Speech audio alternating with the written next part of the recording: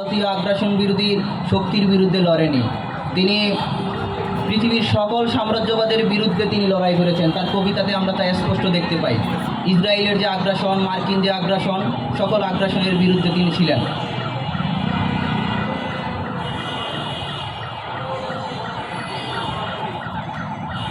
আসসালামু আলাইকুম।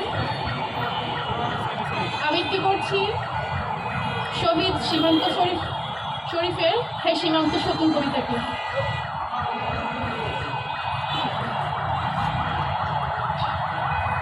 হে সীমান্তের শকুন, এক্ষুনি ছিঁড়ে খাও আমাকে। হে আটলান্টিকের ঈগল, শিগগির খুবলে খাও আমাকে। হে বৈকাল হ্রদের বাজ, আছড়ে কামড়ে ছিন্ন ভিন্ন করো আমাকে। আমার রক্তরসে শুধু অসহায়ত্ব আর অভাব। কাগজের কামরারা তারা আদর করে মুদ্রাস্ফীতি ডাকে। ঋণের চাপে নীল হয়ে যাচ্ছে আমার অনুচক্রিকা। সংসার চালাতে অন্তরে হয় ইন্টারনাল ব্লিডিং। কি আশ্চর্য, তবু আমি মরছি না। ওদিকে দুজখের ভয়ে আত্মহত্যা করবার সাহসও পাই না আমি। খোদাকে বললাম আমি মরতে চাই। তিনি বললেন বেঁচে আছো কে বলল? সহস্রাব্দ উন্নয়নের সাক্ষী হিসেবে রাজা তোমাকে মমি করে রেখেছেন। বাজারে দীর্ঘশ্বাস ফেললে নাকি রাজ্যের ভীষণ বদনাম হয়। রাজারও মন খারাপ হয় খুব।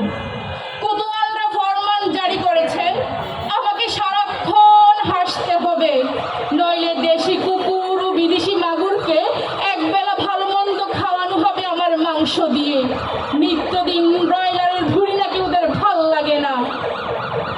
অথবা আমাকে ভাগ দিয়ে বেচা হবে। মানুষের তো মানুষ খাওয়ার স্বাদ হতে পারে, তাই না? ভাগ্যিস তা বিদেশি সুপার শপে বিক্রি হবে না। দেশি মানুষের তো হক বেশি আমাকে খাওয়ার। এ দুজখে যখন নিয়তি, তখন উদাম হয়ে ডাকছি দুনিয়ার শ্রেষ্ঠ মাংসাশী বিভক্তদের। হে ঈগল, চিল, ভয়ঙ্কর বাজেরা, হে সাম্রাজ্যবাদী সাহসী শবনীরা, তোমরা F-35 এর মতো, MiG-29 এর মতো দল বেঁধে হামলে পড়ো আমার বুকে। আমার রান থান চক্ষু কলিজা আজ তোমাদের গনিমতের মাল। দেশি শুয়ার খুবলে খাওয়ার আগেই আমায় ইচ্ছে মতো ছিঁড়ে খাও তোমরা। দুহাই দুহাই, শুধু মস্তিষ্কটা খেও না আমার, তাহলে শীঘ্রই দাস হয়ে যাবে তোমরাও।